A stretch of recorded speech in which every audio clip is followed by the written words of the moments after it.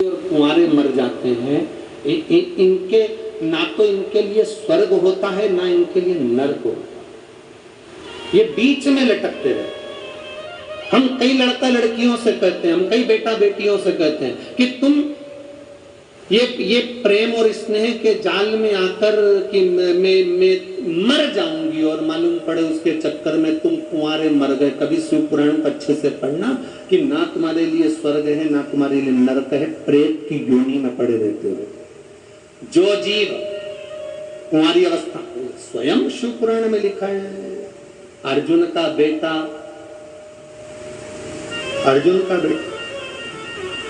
आर्यमा, जब भगवान कृष्ण ने बुलवाया बलि देने के लिए, तो ये कथा हमने कई बार कही, आप लोगों ने सुनी होगी। आर्यमा ने आकर कहा,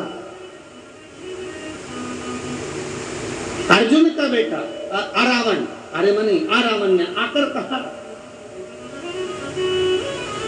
और अर्जुन का बेटा अरावण कहता है भगवान कृष्ण से, अगर मैं कुंवारा मर गया तो ना तो मैं वैकुंठ जाऊंगा ना मैं नरक जाऊंगा, पहले मेरी शादी कर दो फिर मेरी बलि चढ़ा दो। कुरुक्षेत्र की देवी को प्रसन्न करने के लिए बलि चढ़ाना है ना, पहले मेरी शादी कर दो फिर बलि चढ़ा। आरावण कह रहा, आरावण ने कहा मेरी बलि चढ़ा दो, मना नहीं, पर पहले मेरी शादी कर दो। एक रात्रि के लिए कौन पिता अपनी बेटी की शादी करेगा? एक रात्रि के लिए कौन पिता, कौन बाप अपनी बेटी को कन्यादान करेगा? कोई नहीं मिला। तब भगवान कृष्ण, क्योंकि भगवान नारायण ब्रह्मा जी की बनाई हुई सृष्टि पर किन्नरों पर हंस दिए थे, किन्नरों पर हंसे थे, इसलिए भगवान शंकर जी ने कहा था नारायण तुम इन किन्नरों पर हंसे हो, इसलिए तुमको मृत्यु लोक में जाकर एक बार किन्नर बनना पड़ेगा। जब आरावण की मृत्यु का समय आया और उसको बलि देना थी, तब आरावण ने कहा मेरी शादी कर दो। भगवान ने सोचा शादी किससे करूं? अर्जुन नकुल सहदेव पूरी रात लड़की ढूंढते रहे, नहीं मिली। तब भगवान कृष्ण किन्नर बने और भगवान कृष्ण की शादी आरावण के साथ में हुई। आज भी किन्नर की शादी होती है इसलिए वो मंगलसूत्र पहनते हैं, आज भी किन्नर की शादी होती है इसलिए मांग भरते हैं, आज भी किन्नर की शादी होती है इसलिए पांव में बिछुड़ी पहनते हैं। और शादी होती किसके साथ है?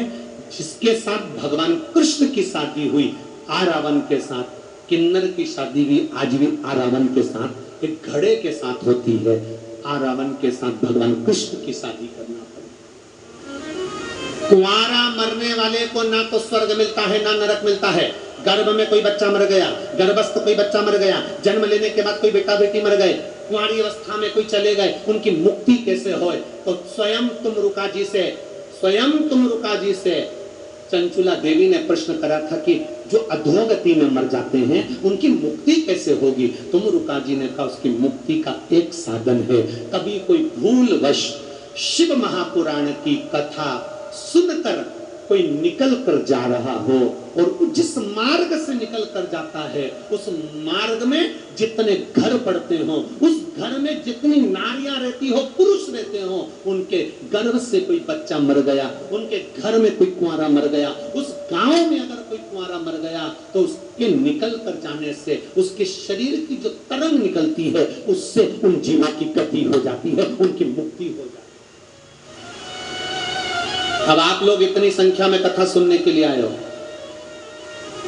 यहां से जाओगे, ऑटो में बैठोगे, गाड़ी में बैठकर अपने गांव, अपने घर, अपने मोहल्ले, अपनी कॉलोनी में जाओगे।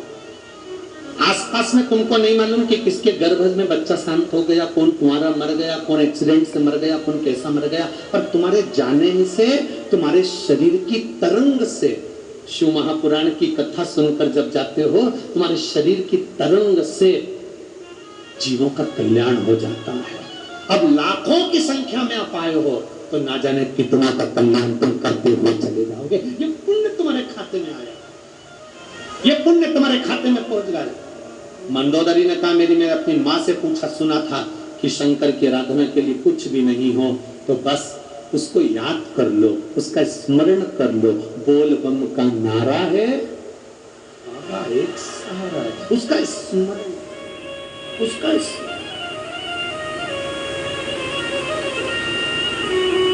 ठीक है।